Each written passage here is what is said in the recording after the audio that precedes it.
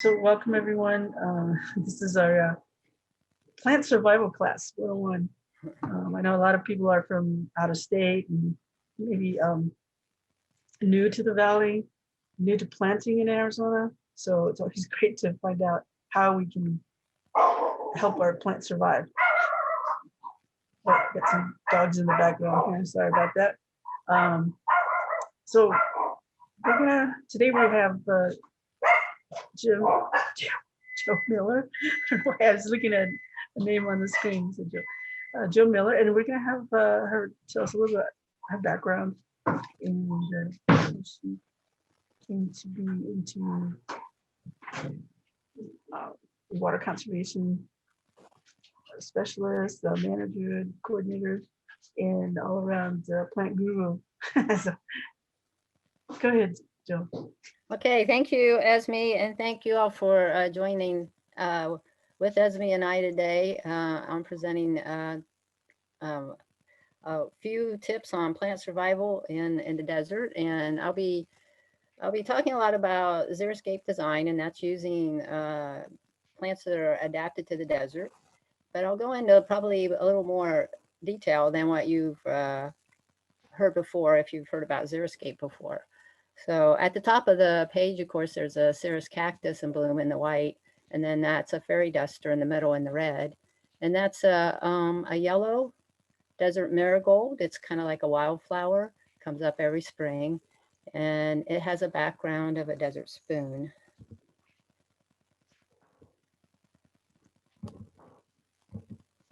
Okay, for some reason, it's not going to my next slide.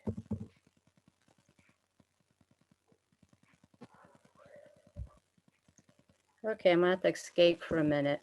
Do you have me frozen, maybe? Because I can't do anything on my computer. Oh, you can. Move the slide. No. Let me. Not responding to anything. Okay. Let me. There we go. Oh, you got it. Okay, thank you. Okay, so xeriscape principles are pretty basic, but are somewhat elaborate. But I'm going to try to make them as simple as possible. I'm going to talk about having more of a master plan for your whole yard, and then that makes it easier to make decisions about smaller areas. Using low water and drought tolerant plants, all the cities, including Avondale, have a book called Xeriscape in Style, which talks about design, and then what they call the plants book, which has hundreds of different plants that are recommended for this area. And then there's a water by numbers booklet. All of those are free from Avondale or whatever city you happen to live in the valley.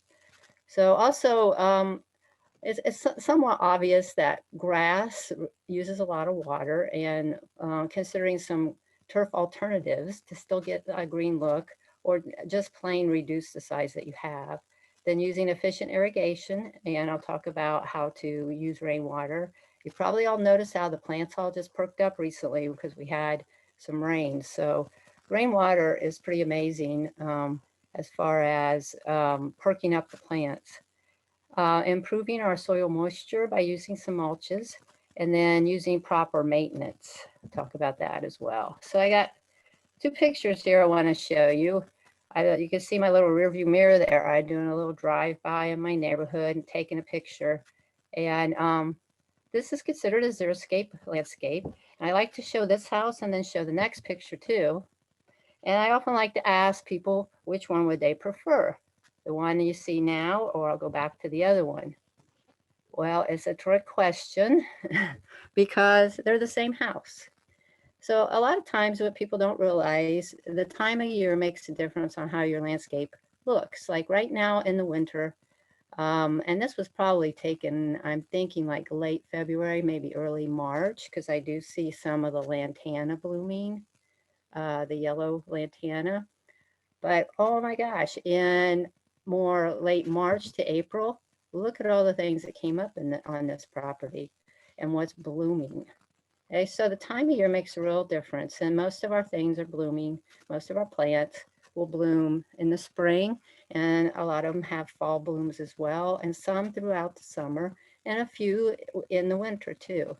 So if you're a winter visitor and you're looking for things that to plant and you go to the nursery and you get something and then you come to visit and it's not blooming, it might be that it's just not a winter bloomer. So here's a couple other yards I like to show. It was on the same block. And what I see here is there's nothing blooming. And why not? Well, there's a little bit of bloom you can see here on the top of this shrub, a little on here. Well, the other thing that creates problems with blooming and plants not performing the way we would like them to perform is that people are shearing them too often or at the wrong time. And so this shrub, there's 3 of them here, 1, 2, and 3. You see this one has some red on it. They will all bloom in the spring. But what happened is those starts, they had a landscape company that came in and like sheared their shrubs every month or 2 months. And they sheared all those what starts or buds that would have bloomed off. So that's probably one of the biggest reasons I see why plants do not bloom and look the way people expect them to do, because they're shearing too much. And really you want to more selectively prune. So if you have fairy dusters or something that blooms in the spring, you really want to trim them back like now in February.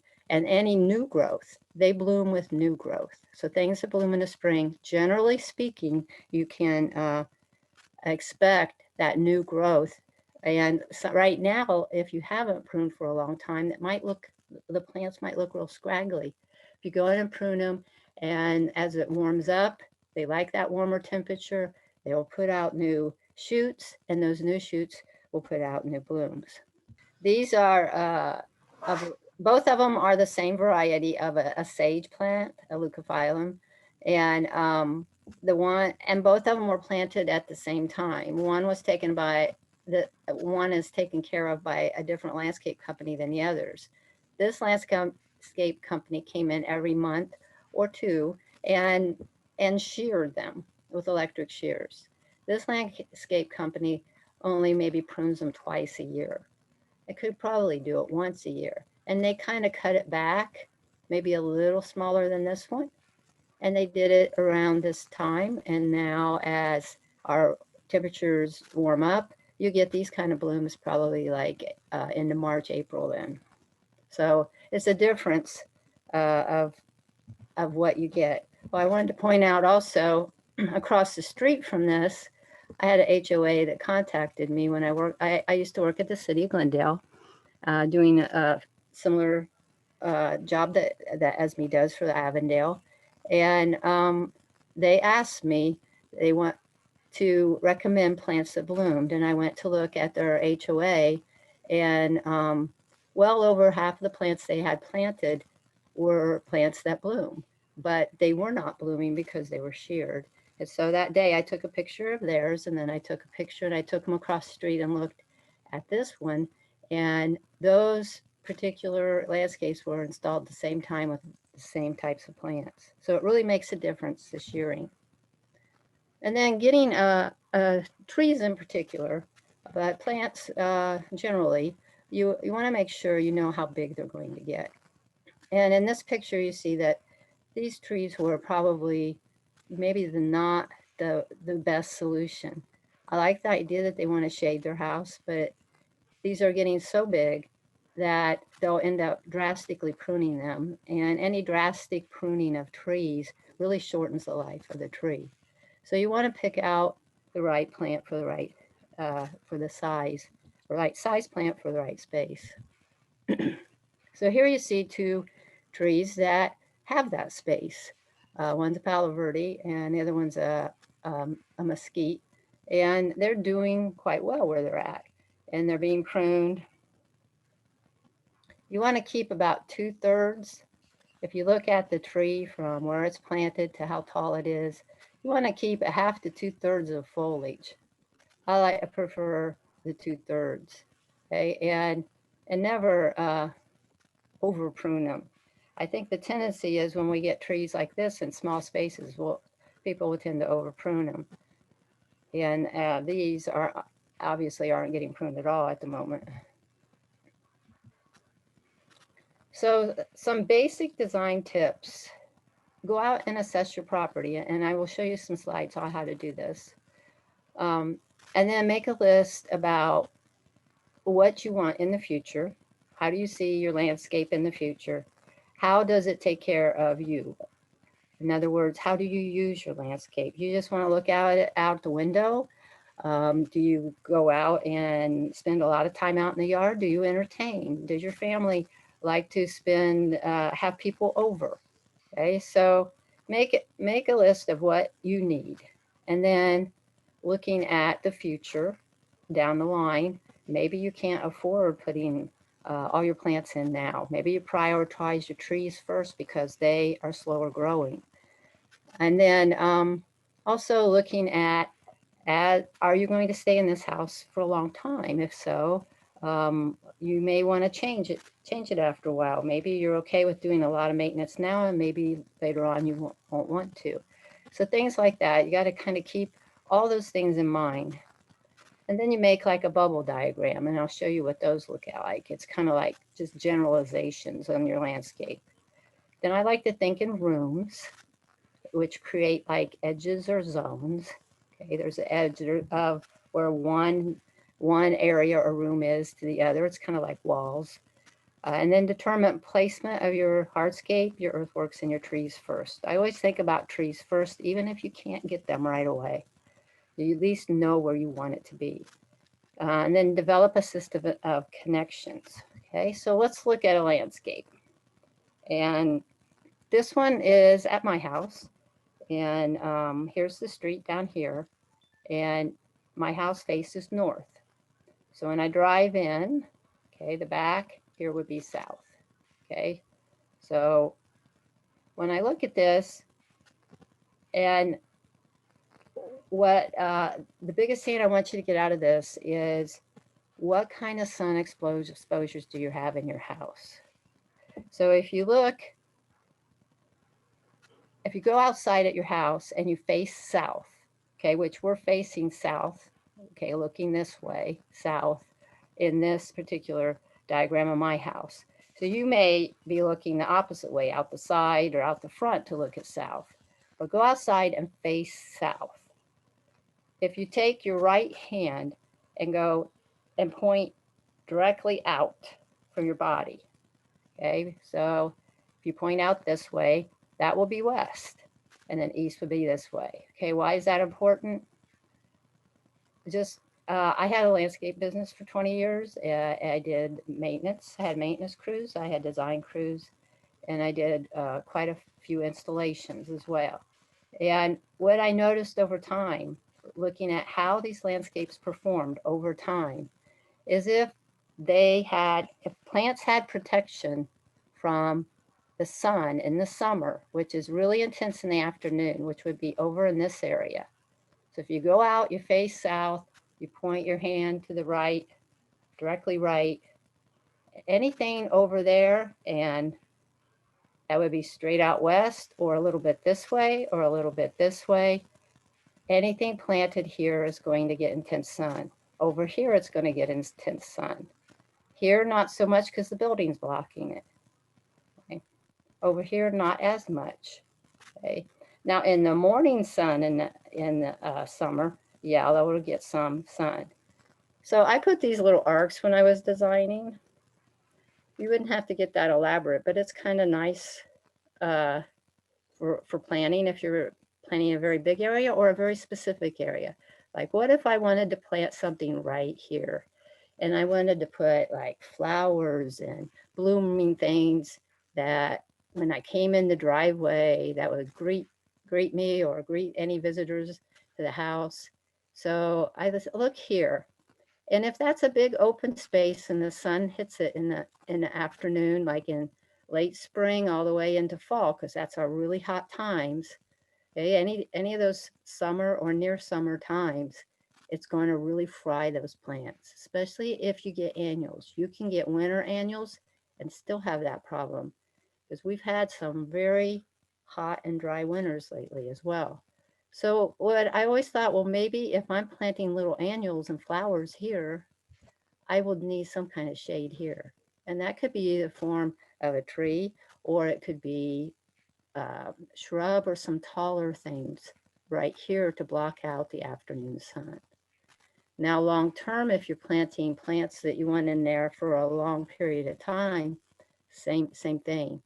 Protect those more maybe less heat tolerant plants from the afternoon summer sun. So that's the big thing here in the Southwest, in the Phoenix area, is to know your seasonal sun exposures. I do a lot of vegetable gardening. So I have a garden here. So I shade it here on this side. Sometimes I'll put shade cloth. And then on this side, because I plant vegetables all in here. On this side, I've planted 1, 2, 3 small, medium, you can plant small to medium sized trees in an arc like that, depending on how much space that you have. So I'll be showing what trees I recommend and stuff as well. So I hope that helps on looking more at the big picture, especially with the sun. And then if you've noticed this past week when it rained, how everything perked up in your yard, just everything. I have vegetable garden out, and all of a sudden everything grew almost twice the size it was just because it rained, even though I water it. Rain has a little more nitrogen in it than what our chlorinated water coming from our tap does. So it really rejuvenates the plants. And besides it raining, it also was humid, and plants do much better. We have really low humidity. So that whole week of higher humidity really helps them even in the winter. So anytime you can figure out how to get more rainwater to your landscape is like great. So here I've gone out and looked at how the water drains off my house. And I collect the water, and you either can collect it and move it, or you can just move it to go in a direction. So if you see it coming off this, you can slope the ground this way. You can put a little micro basin, which would be just like digging out maybe a 6-inch basin for plants to be in. I will show pictures of how these look as well. So I know this may sound a little hard to picture, just seeing arrows right now. So this is what a micro basin might look like. And it could be, this whole thing could be 3 feet across, or it could be 10 foot across. But the idea, if water's coming off the roof, it's sloped this way, and then the water is caught or captured in this basin so that it can soak in. This can also be, you could use this with your drip irrigation too. And it just kind of allows the water to percolate in a specific area where you want it. So kind of giving you a different view of that. Let's say here's the water coming off your house. Okay, what we do now is sometimes we plant our plants up on mounds, and the water all ends up going into the gutter. Okay, so we put in, a friend of mine did this diagram, Brad Lancaster, and he calls it the IV drip system, the keeping your plants alive. That's the drip system keeping them alive while all the water is running away from it. So his idea is, and a lot of people use this, is to capture that water in a basin here, in a basin here, and allowing it small trench-like basins off the sidewalks and pavement areas. It is amazing how this little bit of landscape contouring will actually completely enliven your landscape. So if we go back to this picture, I really like the trees, but what would really, really help is if they'd done these in basins. This one kind of is, this one not so much. So less water is needed for this one. So as water runs off here, it can come in here, and they have a depression here where water can collect. It's good to have that water not collect right at the base of the tree, but around the what the edge of the tree, or drip line they call it, would be.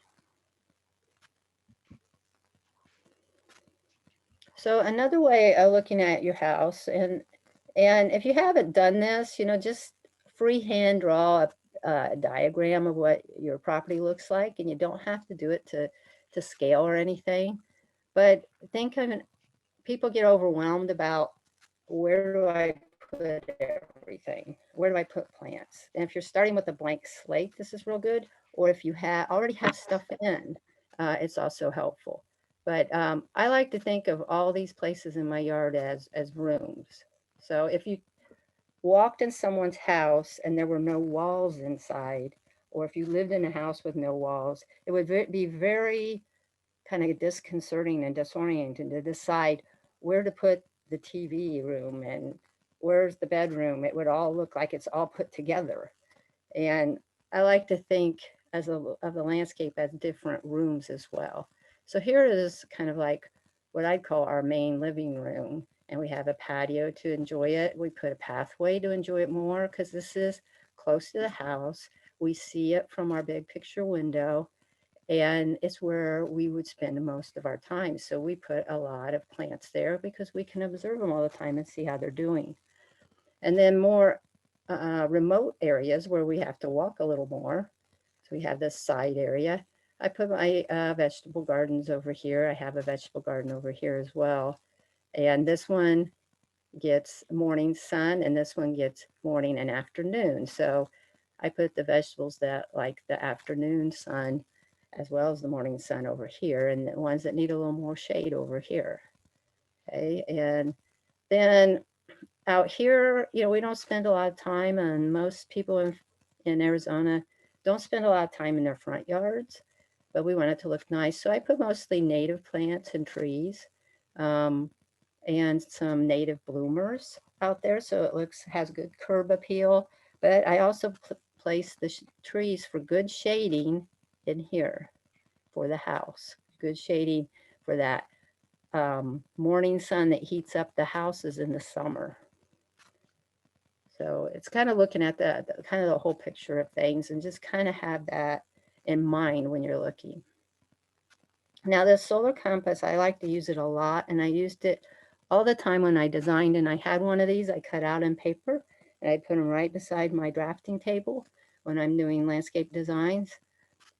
But you don't have to, you know, be a designer to use this. You can just use this, let's say, for anything. It doesn't have to be a whole house, a landscape design. It could be just a small area. Maybe you're going to plant a tree and you want a hummingbird garden. So here's your tree where it's planted. Now, where would the shade-loving plants go? Well, most people would think anywhere under the tree because the tree is shading, but that's not actually what happens.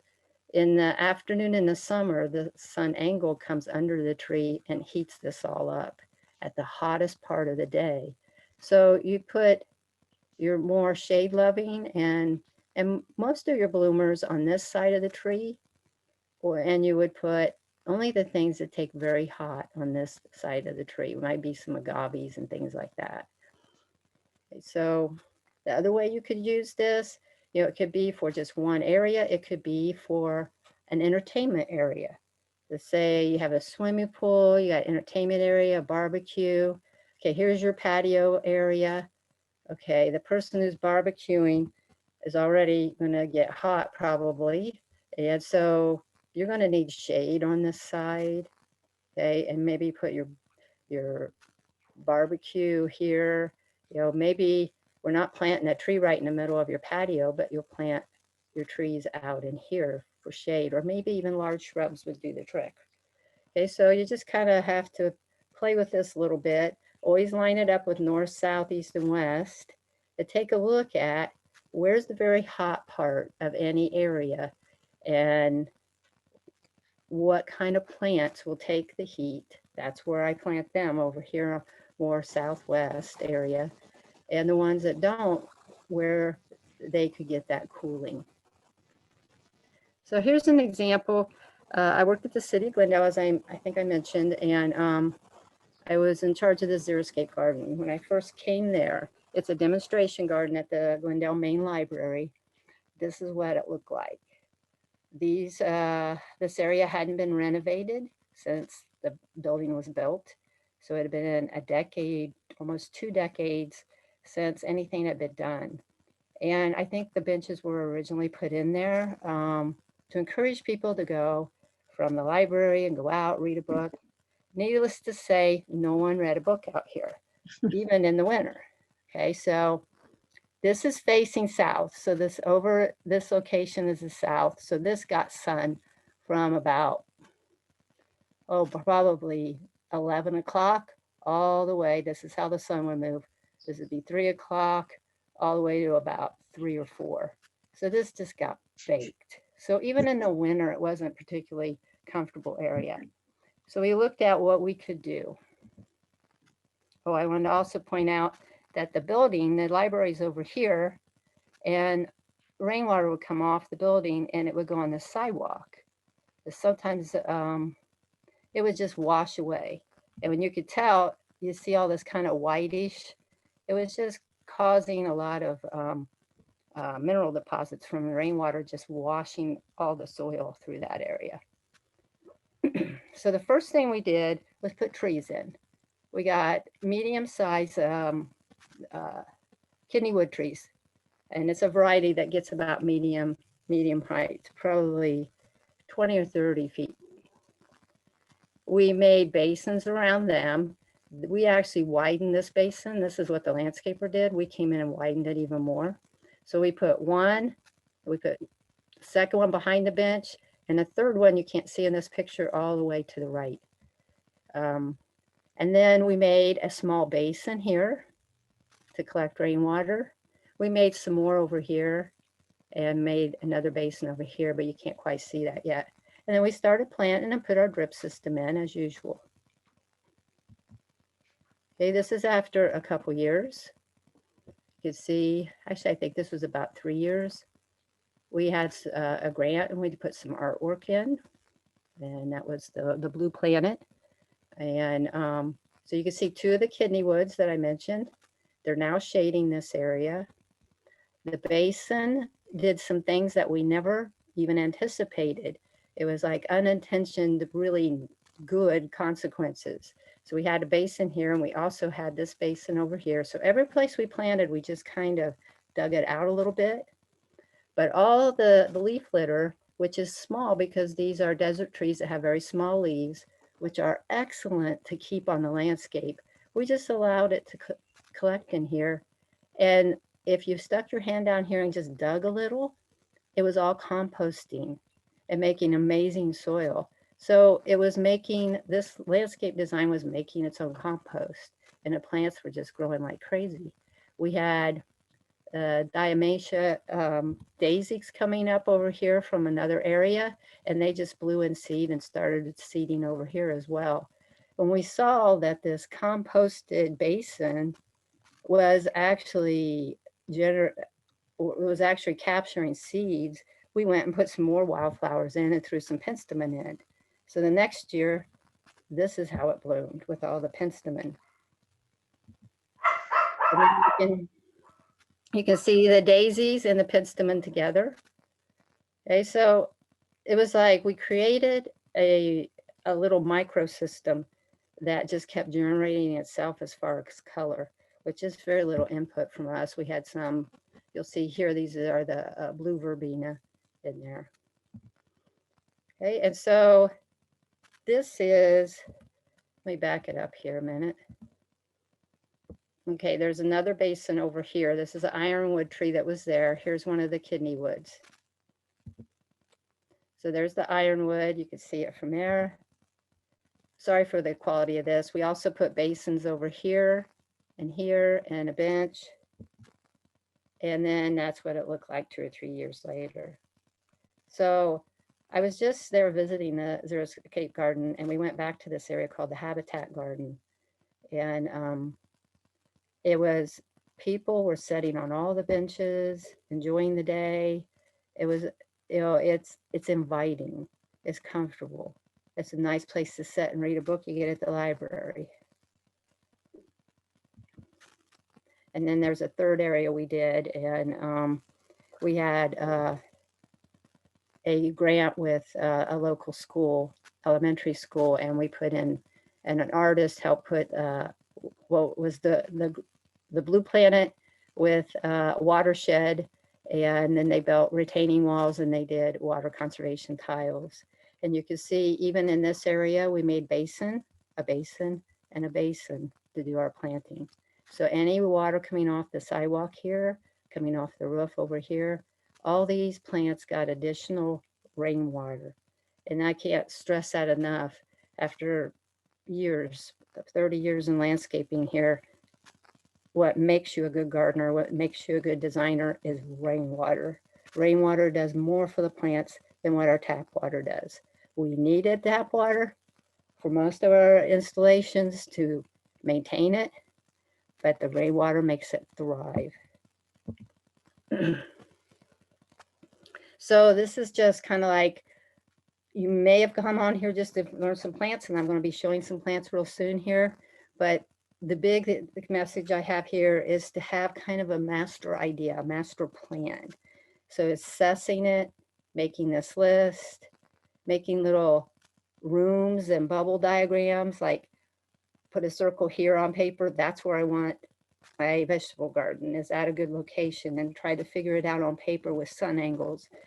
And then looking at placement of your hardscape, that would be anything like a patio or entertainment area, things like that. And then earthworks, making your basins, if you dig out a basin, make a nice berm somewhere, a nice, just really, a lot of times people think that mounds have to be real big, but they can be more, less sloping, kind of drawn out more in the landscape, but just some contouring, I guess is the word I'm looking for, more contoured. So develop a system of connections this way is what you're doing. Excuse me. One of the things I've noticed, I live near the desert preserve in the Phoenix area, and I live near this mountain called Stony Mountain, and I have hiked in here for over 25 years and rarely see a mesquite tree.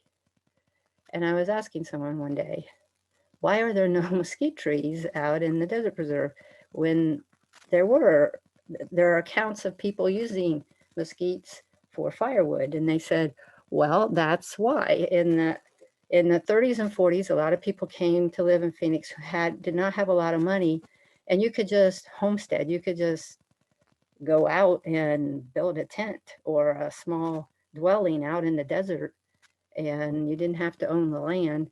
And what happened was a lot of mesquite trees got cut down for firewood and stuff. And I hiked out there for the longest time. I thought, isn't it amazing that none of those seeds from those mesquite trees are still around? And there's this area close to my house where you can walk along the preserve. There's this street here. And one day I was like, well, wait a minute. There are mesquite trees, but they're all along here. Every mesquite tree I've ever seen is along here. And I've hiked many miles in this preserve area. And what I realized is it's because of rainwater. That when this retaining wall was put up, all the water from this small mountain slopes all the way down here. And one day when I was walking, it had rained, and I noticed there was like a small river of water right along here. And there were enough seeds there that it actually did start, it propagated these mesquite trees. So it really like opened my eyes up to the difference that capturing rainwater can make here as far as keeping trees alive and thriving. And there you can get a better picture of what it looks like. And all along that, this is so thick and lush. As soon as you walk on the other side of this, it's more sparse and scattered.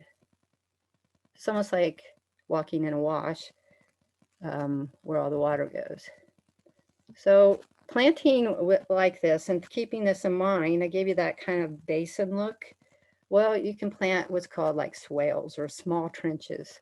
So I do that now even with my snow peas. And I found since I've done that, I have more success and they grow faster. And I have a little patio that has a downspout here. And I have a sidewalk that goes through here. And so I put like a little fencing up for snow peas because I would walk on this sidewalk and I didn't have to make much effort to pick a few snow peas and just eat them. I'll just eat them raw there.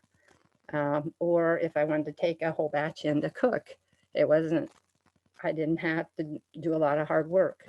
They're up on the fence. So then I was like, okay, so what if I don't have to water them so much? So I built these trenches so that any rainwater actually helps water them as well. And every time it rains, they grow twice as much than what the water I provide by just like a drip irrigation. I've also done that from a downspout here at my house. I just made a trench that went around here and another trench up here for all the native plants that I have out front. I noticed on my driveway that the water just sheets off of it. The driveway sideways on my driveway. And so I thought, oh, I'll plant these lady slippers. They're an ornamental. They're really pretty. The bloom attracts hummingbirds. What a nice thing to have right there at the driveway. So I just trenched it so that all that rainwater instead of running off and going down into the street stays right there. And I hand water these. I don't have my drip system, and I only have to hand water them maybe once a month in the summer because they're low water, and all winter they do quite fine on the rainwater that goes to that area. So that's lady slippers there, the same plant. And I think you can see where they get their name. Has a lady slipper. Hummingbirds absolutely love them. They make nice fencing. And they grow really well here.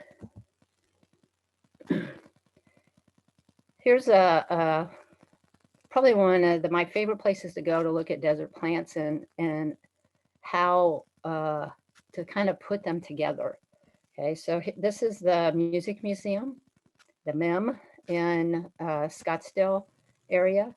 And the museum's awesome in itself, but they use a lot of rainwater for their plants. And when you first go in, you come from the parking lot, you usually cross this bridge, okay, this little metal bridge, and it has like a desert wash that they built that goes this way, and it goes under that. Here's the other side of it, and then they have like a desert wash going this way. So it's just a trench that they landscaped. They dug it out for all the water off this part of the building. It has several large sections of buildings and tons of water come off of these. And you can see over here, the scuppers where the water from the roof comes down and it just kind of meanders. It doesn't rush. I've been there when it rained. I took this picture right after a rain. You could see it was still puddled a bit. And then they got desert milkweed and a lot of different, let's see, they got the desert willow trees, desert willow. Here's one blooming over here, a desert willow. They had the ironwood out front. And then as you go down across the building, they have the sidewalk that goes to the overflow parking. And they put Palo Verde along this. And the Palo Verde on the other side, closer to the building, they trenched that and they run the building rainwater down that as well.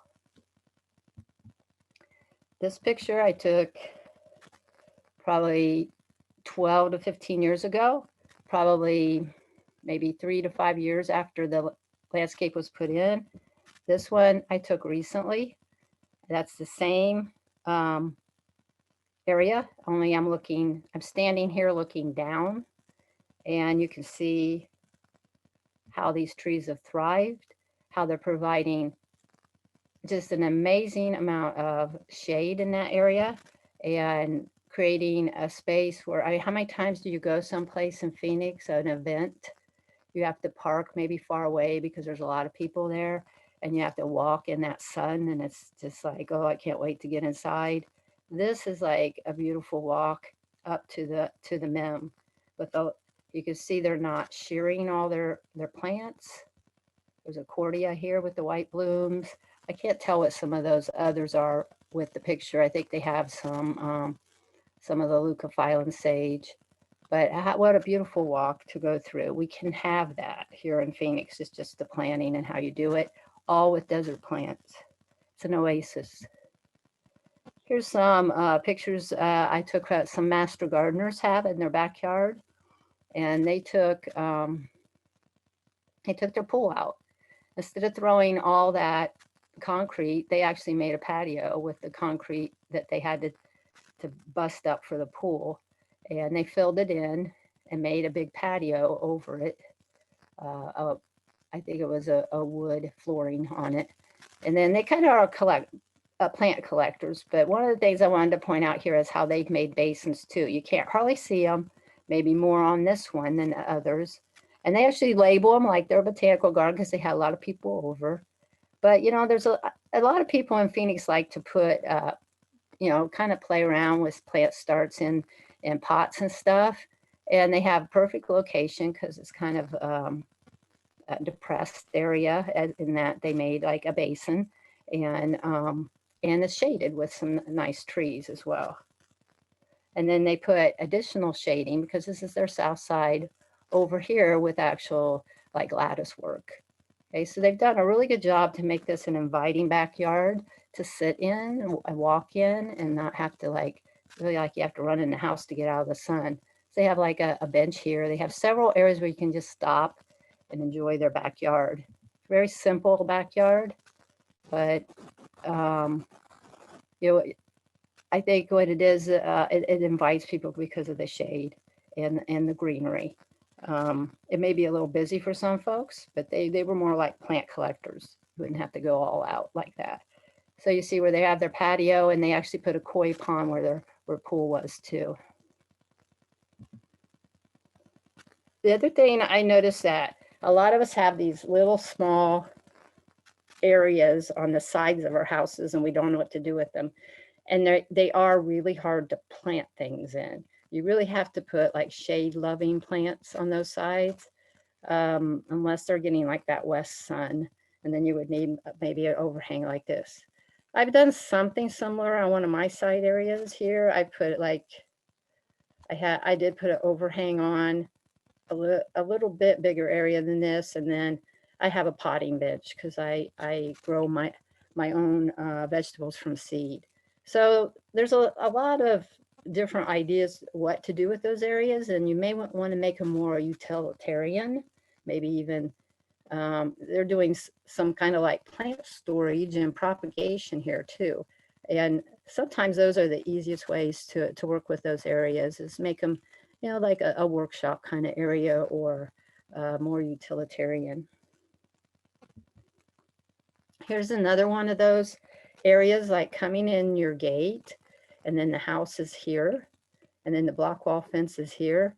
It's like, what do you do to landscape this? It's really hard because depending on its sun exposure, it may not get a whole lot of sun to have plants thrive, and then you don't want to plant a lot of things right up against the building where you're actually watering your foundation and maybe causing a problem. So this was a master gardener's, and I think the addition of the gate alone makes it like interesting and inviting.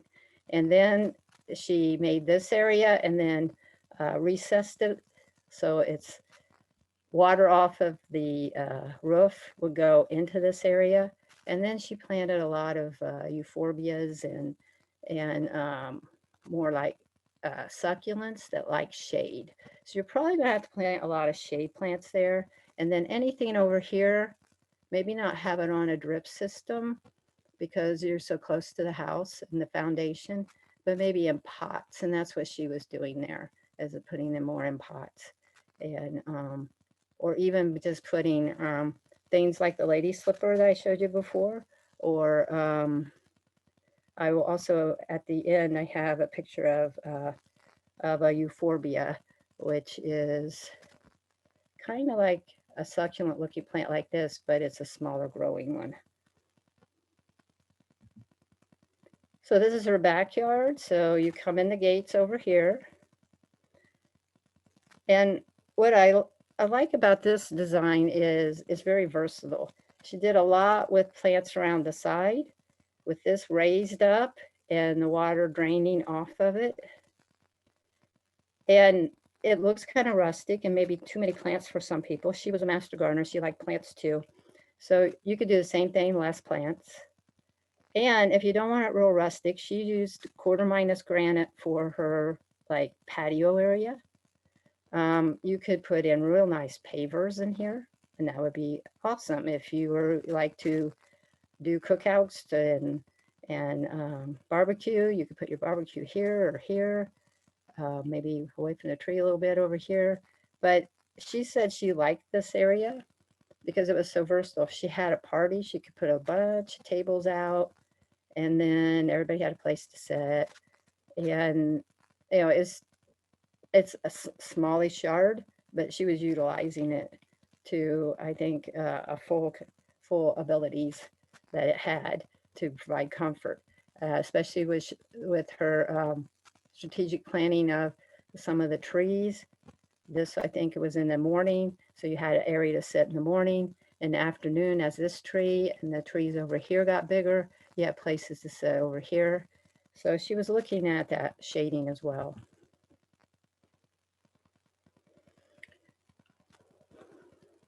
Okay, hiring a professional to help you with your landscape. If you have the Xeriscape with Style, that is one of the books I mentioned at the beginning. If you go to page 19, it talks about it. But basically, everybody says the same thing. Get 3 estimates. Ask yourself, can you work with this company? Can that person who came out and whoever's going to come out after that, are there people you can talk to? And they will, and have a conversation, and they hear you and are responsive. So this sounds very basic, but I will say in all the years I landscaped and installed landscapes, and I also had crews that did maintenance, I would always ask people after they hired me, how many estimates did you get? And they would say, just yours. So that always stunned me, how infrequently people got more than one estimate. So I can't really emphasize that enough. But if you're not sure where to go to get some of these estimates, I believe at the end I have the Smartscape website that you can go on, or just AMWA. It's amwua.org. We'll give you all the 3 pamphlets online that I just mentioned a few times. And then it also has Smartscape certified landscapers there. So those are 2, the AMWA website gives you those 2 references that you can look up there. So it's amwua.org.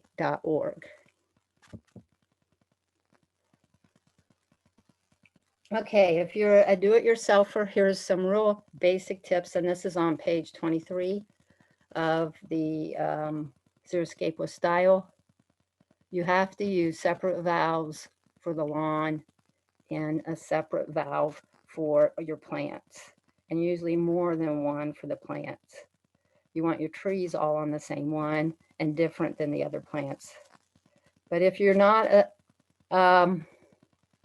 a do-it-yourselfer, and if you are too, ask for help. Find an irrigation specialist.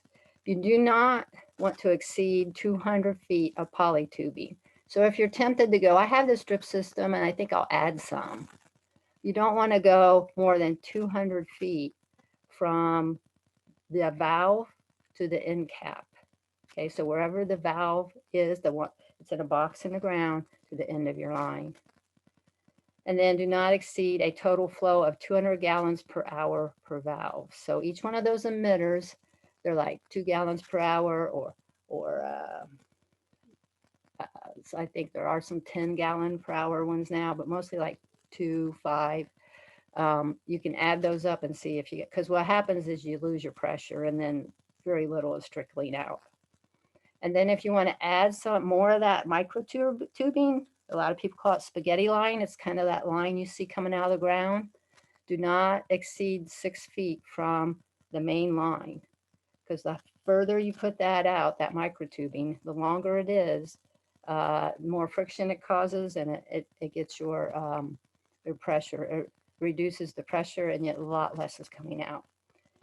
If you're putting a new system in or you need a new timer, get a good one. Putting a little more money into it is usually a good investment. And then if you're adding emitters, don't use a nail. It'll end up probably leaking at that spot, and actually get one of the hole punches that you can get at a hardware store or irrigation store. So a bit about layering and heights. Usually you want to do small, medium, tall. You can do this without this many plants. This is a really dense planting, but the same idea. So here's not as dense. So there's small, medium, tall. Then you also want to go in groupings. Here's 3 red Hesperalo, red yucca, they're also called. Here's a whole bunch of golden barrels. I think with cactus, this is very dramatic. Agaves.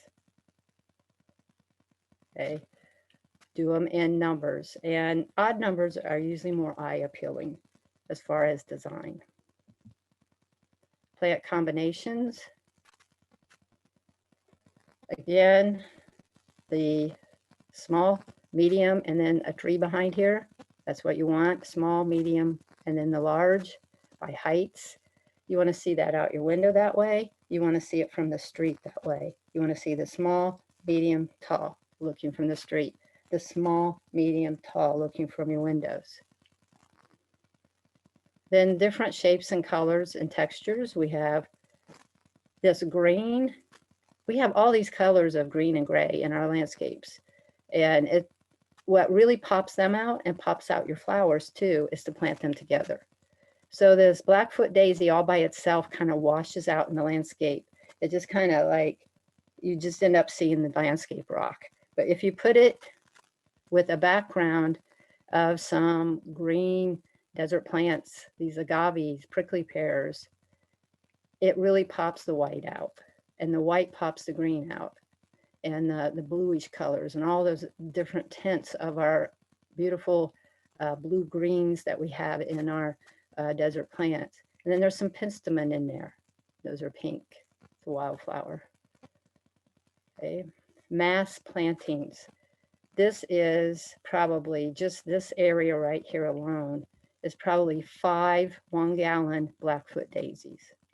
So if you go to a nursery and you're going to plant some ground cover, buy them in 3s or 5s or 7s or 9s, whatever you need to cover the space you have. Okay, always check for their mature size when you buy plants to make sure you have the space. And then I always say, think about sometimes what might liven up a space, especially a narrow space at the side of the house or something, or doesn't get a lot, it's like totally in the shade, might be artwork, metal or wood. So here's some examples of how a desert marigold planted amongst or right in front of a desert spoon makes them both look just beautiful. Okay, it's a beautiful marriage there. And then yellows and whites with any red or pinkish always really pop as well. So here you have penstemon with the marigold. Okay, so examples of a basin planting. This is the Xeriscape Desert or landscape, the Glendale Xeriscape Garden at the library that I mentioned before. That has the benches and basins. We put these basins in with a grant and redid this whole area and planted Palo Verde. So whenever it rains, it comes down the parking lot area and all this fills up. And this tree and the plants in it, these are emu, Valentine bush, they're called. beautiful red Valentine, because they bloom around this time near Valentine's Day. And then some ornamental grasses are under it as well. And that allows all that small leaf litter to collect and make really wonderful mulch in this bed. Okay, some other examples. I got a few pictures of different trees. This is a small tree called a Texas olive tree. I would not plant this where it gets afternoon sun all day in the summer. They give it maybe the other side of the house where it gets a little more shade, but has a good morning sun, okay, midday sun, but after 3, it's going, because it has larger leaves, it's going to brown out and not be as prolific a bloomer. So these are pretty dramatic, and one of the real green looking trees that we have out here that are desert adapted. Of course, it's from Texas. It's called the Texas olive tree, but is a good one if you plant it in the right place. This is an Anacacho orchid tree. They also come in pink. They're really, they kind of like some shade in the afternoon, like after 3 o'clock as well. And they come in the white, and they also come in pink. So this was planted in an area as you look out, and especially where it's a little more shaded, it really pops in the shade. So it makes a nice patio as you enter. Patio tree. It makes a nice entry tree to a home, and it stays fairly small, maybe 10, 12 feet total. This is an older area where the houses were built in the 60s and a renovation someone did. And in this area, all the houses were originally planted with grass. So being that it was, I think around 68 when these were built, people are getting, the grass has gotten tired. The people have gotten tired of the grass, and they're looking for nice alternatives. So this one, I think it was a nice placement with the desert willow tree. It loses its leaves in the winter, so it allows the sun in. They have a nice little enclosed patio. It's a very simple front yard. It's small, but it's very interesting. And once they got it in and they got the desert land, they got the drip irrigation in, this desert landscape is really easy to maintain. But all they're ever doing is maybe once every 2 years doing some pruning on this desert willow, and they got some penstemon that will need to be cut back after they bloom, and some additional ones over here. That's it. So really nice landscape for not having to take care of the front very much, but adding interest and shade, and allowing you to go out and sit and enjoy the shade of the tree. Sometimes I work with people, and I also work with the schools who they just wanted to kind of like piddle around in their yard, but they didn't want to like put a lot of effort in it. They just wanted to plant some flowers and have a little bed that they could kind of like call their own, and have some ownership to, or just even plant some vegetables. So these spiral planters, especially when you have like all rock in your yard, it's kind of like, oh gosh, it's all this rock. I want to plant vegetables, or I want to plant flowers, and it's like, it's rock and not soil. So you just push the soil away, get some of this river rock, make a circle of river rock, put some good organic compost in it, make another circle, put some more compost in it, and then you do your top part of the circle, put compost in it. So I did this with schools. The kids loved it. The rocks, we got rocks the size they could haul, and everybody got to do something. And you can put a drip hose in there, or you can add drip from your regular irrigation system, or hand water these very easily. So it's just a really fun way to just grow a few things and just feel like you're getting your plant fix, I guess. And that's a very old picture, and it was a yard that was all rock. And the folks that lived there were going to move. They didn't want to put a lot of money in it, but they wanted to grow vegetables. And so it was just rock. And with very low money, I said, okay, we're going to put think we put 3 trees in. We put one over here and over here that's off the picture, but we put the shoestring acacia that grow really fast. And I put a pathway in. They decided they were going to build this fire pit here. Again, they were do-it-yourselfers, but there were some things they couldn't do. So we put the pathways in. We put this in the drip irrigation. And I don't have a picture of this, but like at the end of that season, they had planted all kinds of vegetables, and this was completely overgrown with green all the way out here, with vegetables and stuff all the way out here and here. And they were very happy. This expanse of rock that they didn't know what to do with, but they wanted to make it livable and something that they could enjoy, that they could do this with so very little input of monetary funds and just their time. So they spent most of the time making their fire pit here. So they were able to enjoy that. So a lot of times the renovating of rock yards can be done without, if you're going to make a vegetable garden, to haul off rock is like 2 to 3 times the work it is to bring it in. So kind of trying to use it on site and seeing what you can do on site is sometimes the best. Okay, I think I got a duplicate of that. Here's on that tree trail. And these are, actually have turned out to be one of my favorite trees. They look kind of spindly and everything, but as they grow, this is a Palo Blanco. Okay, and it's kind of a willowy effect, but why I like them, we ended up planting about 5 of them along this trail, and now they're almost all grown and look like one deep forest. And they will take all kinds of heat, and it's the only tree I would recommend that you could plant them almost next to each other. So you can make like a hedge of them. And they require little to no trimming. And then the whole idea here was to get rid of this view of this expanse, because your eye just gets lost. So if you go to the Xeriscape garden now, these are all grown out and you feel more enclosed in this area. So they're a fast grower. They'll give you that kind of canopy, but not too much. They can be put in really small spaces and not be harmful to a house or anything overhangs or anything like that. So it's one of my favorite utilitarian type trees. So here's at the MIM going in. These are Palo Blancos here. You can see the white bark, how it looks when they put it with the prickly pear. It's not the best focused picture, but it's the one I got that day. And then the red fruit on the prickly pear.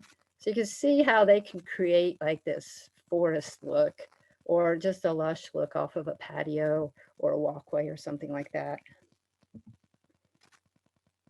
Painting walls, I think, is a good thing. I wouldn't say some of these colors I would have picked, but whatever draws to you. I do have a purple wall at my house, so I can't be too, well, there is a purple wall there, but I can't be too critical of other people's color choices. But this gives you an idea of little color choices, because man, our gray walls or even white to me are sometimes kind of depressing. So I painted mine purple on one side, and I really like that one better. I did another one yellow. The yellow one's nice, but I really love the purple one. These are some tiger aloes and some Ruellia that bloom purple here along the side of a patio that I have in a real small area. Here's Ruellias. It's a nice small shrub. They sometimes frost back. You cut them back this time of year, they start growing like crazy in the spring and start blooming and have these beautiful purple, and you can get, I think, white and pink blooms too. And this one actually has a grasshopper on it. Came free with the plant, I think. Okay, there you see the areas at Xeriscape garden with the basins. And now some more trees. Here's desert willows. They bloom purple and they have white, and it's a smallish tree. These are desert willows here and over here for this area. This is the Anacacho orchids, the ones I said make good patio. They're in here. So you see we got a lot of trees. We got one over here, two over here. Those are the desert willows spread apart more. These Anacacho orchids we could put real close together, almost like large shrubs. I like a lot of the acacia trees. This is a leather leaf. This is on the side of my yard. They're slow growing. They'll grow faster if you water them a lot, but they do better growing pretty slowly. And they get these beautiful little blooms. Hummingbirds love it. I got hummingbirds all over the side of this area. This is considered a large shrub and not a tree, but I've used it as a tree a lot because it gets like a small tree and they grow fast and they're real easy. It's a Caesalpinia and they bloom like crazy. They bloom almost all the way from spring to fall. And I have these along my wall and use them as like small trees. And you see my yellow wall there.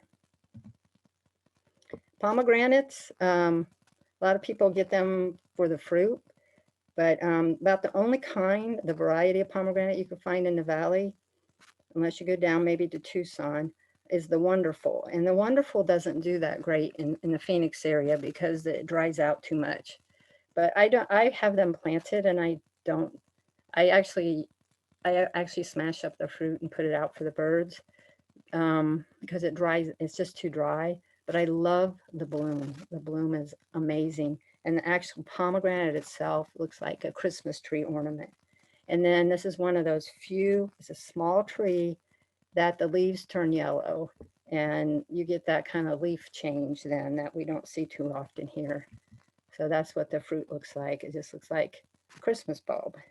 And it comes on around Christmas. So it's kind of cool. This is a Tacoma stans, also called yellow bells. This is, wow, I cut this back end of February one year. And by the end of the summer, it was above the fence. So they're really fast growing. They bloom almost all summer. They'll start blooming. I have some now. I have them all along this purple fence. And hummingbirds love them. I have hummingbirds nesting in these every year. And I planted several down the wall. And they come in this yellow and then the orange, which is called Orange Jubilee. So the yellow one is a desert native plant. The Jubilee is a cultivar of it. So they're very adapted to the desert and they grow prolifically and bloom. And they stay pretty tall and upright. So they're not real invasive as far as moving sideways. So a beautiful shrub, almost like a tall tree when they get going. They will frost and let them frost and then cut them back at the end of February.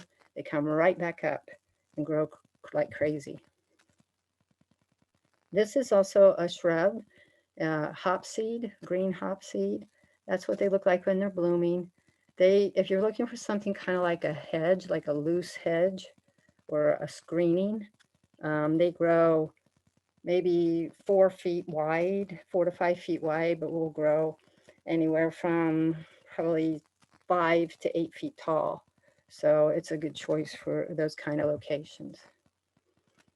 Another tall upright shrub is the blue hibiscus. And I often direct people to the blue hibiscus because they want a hibiscus and they think of all the San Diego reds and things like that. And hibiscus are kind of hard to grow here. They won't take that afternoon sun and they are unforgiving of you if you don't keep them regularly watered and they will die back. So this one is a little more forgiving and considered more of a native. It is the blue hibiscus and gets these beautiful bluish purple blooms on it. I have a friend who has one that's like 10, 12 feet tall and just blooms prolifically every year.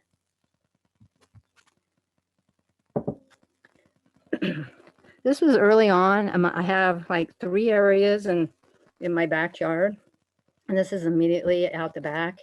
And everything at my house was grass when I moved in.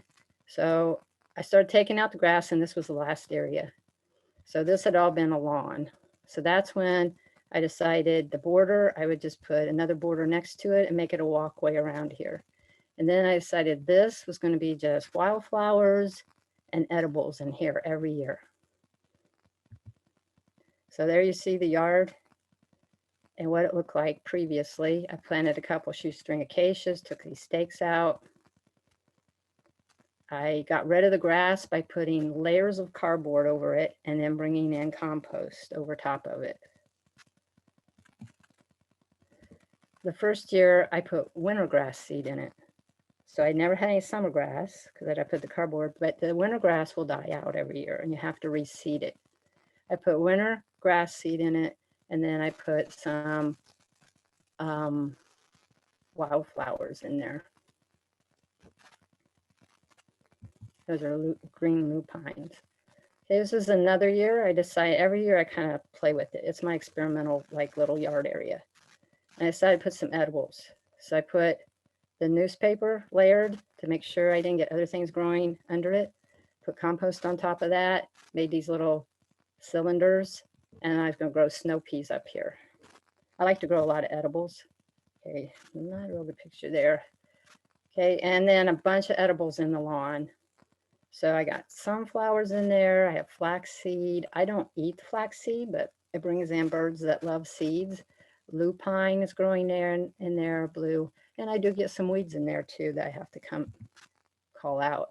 Here's the winter grass with the blue lupine and California poppy and a globe mallow that just happened to seed itself. Here's my snow peas growing up, the fencing that I put, and in the middle is a blue flax. So if you get like flax seed at the grocery store, it comes in brown and gold. One of them's blue and one of them's red, and I can't remember which is which right now, but I just usually mix them together. But I got a lot of blue that year. But you'll get gold finches in your backyard, and it's the only time I ever see them, and it's really delightful to see the birds come in to eat the seed. So this is what I started with. This is what I got. I planted alyssum along here. My cascalotes blooming. Lupines are getting ready to bloom. The orange globe mallow is starting to bloom. So this is just experimental stuff. And then if you like to do vegetables, I think vegetables can also be beautiful, and some of the best combinations I've found. One, I really like fava beans. They're just a beautiful plant. And this is what they look like. And they look like a hedge. So you can make like a temporary hedge because they're just good for the one season. And then planting things, I have tomato with the long kale, and then a bunch of cilantro seeded itself in this bed. And just the different shades of green. I'm just kind of into vegetables in a way. So other edible cover plants like to cover an area. Like I put them in my backyard that way that I converted. Sweet potatoes will cover a huge area and can grow in the summer. Leafy greens, flax, and those would grow in the winter, and amaranth and herbs more towards late spring and into the summer at times if you give them enough water and shade. So here I have artichoke growing in with a bunch of other things. And I know a lot of books will tell you your vegetables not to intermix that much or plant them so thick. But I found because our growing seasons are so short here, they do just fine as far as the nutrients if you give them, some good compost every year. Some other colorful edibles. Here's the flax. Here's the snow peas. And of course, that's a sunflower there. And all kinds of sunflowers will grow here. Here's what's called rain lilies. And we planted these at the Xeriscape garden in a basin, a planting basin with Mexican feather grass. So you don't have to mow this. So it's a really nice, if you have a small area that you want to make it kind of look pasture or lawn-like, real low water use. Maybe an area where you took out grass that's small. It is very doable in those areas. This is a pink penstemon that can be seeded in. And just a couple other little design tips. People do mounding. think of basins as my recommendation. When I took landscape design, as you can see on this picture, what we were warned of is don't make your mounds to look like you buried horses under them. So this looks like they buried 3 horses under it. So we're a big no-no. And then they planted, even though I know they planted cactus and thought, wow, they don't need water, they planted them on top, which is like a death wish to plants, to put them high on a mound, no matter how desert adapted they are. So you want your mounds to look more meandering and not so, you know, like the horse was buried under it. Here's what I consider ornamental that's also edible, and it's okra. So even if you don't like okra to eat, they're just a gorgeous plant. And you can plant them around this time of year, actually, because they love our spring warm weather, and you'll get a lot of gorgeous, gorgeous blooms. And if you get the okra picked before it gets too tough and too big, it can be very good too. Here's fairy dusters, and you see the little ants kind of liked it too. But fairy dusters, if you want hummingbirds, they love them. This is a cultivar. The red ones are. The pink ones are actually the native fairy dusters. So they come in pink and red. Here's the pink ones, which are just pretty amazing. They're a little more prolific bloomers, you can see. All the agaves are just wonderful. And again, try to plant them in 3s and 5s, and then put something with some color, a ground cover or something in front of them, like the Blackfoot daisies. Excuse me. So lawns, if you want a lawn. This lawn was, again, houses built probably in the 60s. Never had been renovated. They keep putting more and more water on it, but what's happened is it's gotten, the nutrients have leached out on it, so they need a lot of care over time. Excuse me. So I wanted to compare that with the wall-to-wallness of the grass there, which back then everybody put wall-to-wall grass. If you're going to put in grass, it's always good to contain it. Makes it a little easier, and maybe you might want to do things later. And when I was designing, I had no problem putting in grass for families who would really enjoy the grass. And this family was very active, and so they had family gatherings, and they played volleyball, and they put up badminton nets this way and played badminton. And they had 3 boys that liked to be really rambunctious. So we actually paved this over. This went before we actually set the flagstone, and they would ride their big wheels through here. We put sandboxes behind here where they felt that they were away from mom and dad, but mom could see them from the kitchen window, and they would jump out off these little mounds into the sandboxes. And we put one of those spirals so they could plant, and mom could have some herbs and some other things right outside the kitchen window. So I do see where grass, you know, if it's going to be really used, sometimes it's like a lot of work for little return.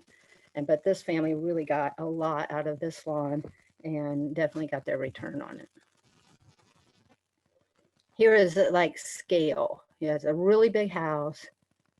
It's a xeriscape, I guess. And when you'd say, oh, it's all rock, and so it's low water use, but all the water off this humongous amount of roof was going straight out in the street, could have been supplied some trees to bring some scale to this. It's just overpowering almost to look at the house. You know, they have a tree here, maybe put a couple more here, put some medium size. It just makes it cozier, not as overpowering to look at. And the feel would be comfortable too. And maybe putting things along the walkway that invite you into the walkway. So, so this, to me, it was a big house, probably expensive house, with, very little put into the landscape to make it inviting or appealing and functional for the people that live there. So this is probably the other extreme in some ways. But you can see the different heights. Okay, so you have the short, the more medium. You have the desert spoons here. You have different spiky plants that give a interest. You have things that soften them. This is a turpentine bush. Not real sure what these are. They might be fairy dusters. And things that bloom all year round. So something's always blooming. And they have some basins so that the trees can get some water, extra water coming off the drive here. So you wouldn't have to have this many ground cover, but could acquire the same look with probably 2/3 of those plants even. And a lot of times people forget that our desert, our little prickly plants, the cactus that we sometimes avoid, actually has some of the most beautiful blooms around. So sometimes it's nice to have them off a walkway, like the barrel cactus, because you'll get that surprise bloom once or twice a year, and it's just stunning to see then. So here are my resources for things I provided today. AMWA.org, huge resource. If you are looking for someone to help you with your landscape, they do a Smartscape training for landscapers, and it has a directory of companies that have graduates from Smartscape. Now, if you're just looking for plants or any of the booklets that I mentioned earlier, the watering, Xeriscape with Style, Water by Numbers, and the plant book. Definitely you can go online and access those, or you can ask Esme where you can get them there in Avondale. In the Maricopa Cooperative Extension, you can actually look at the Master Gardener guides and the booklet online at the Maricopa Cooperative Extension website. And then if you're real interested in using rainwater more, there's a local nonprofit that provides education and at times has installations. I'm not sure if they're doing them now, but Watershed MG Management Group.org would be where to go there. So that is the conclusion. I've talked, and I think we have time for questions, but I will turn that over to Esme for any announcements she has as well. Thank you so much for listening. I know this is a different venue to have to take a class, and I appreciate everyone attending.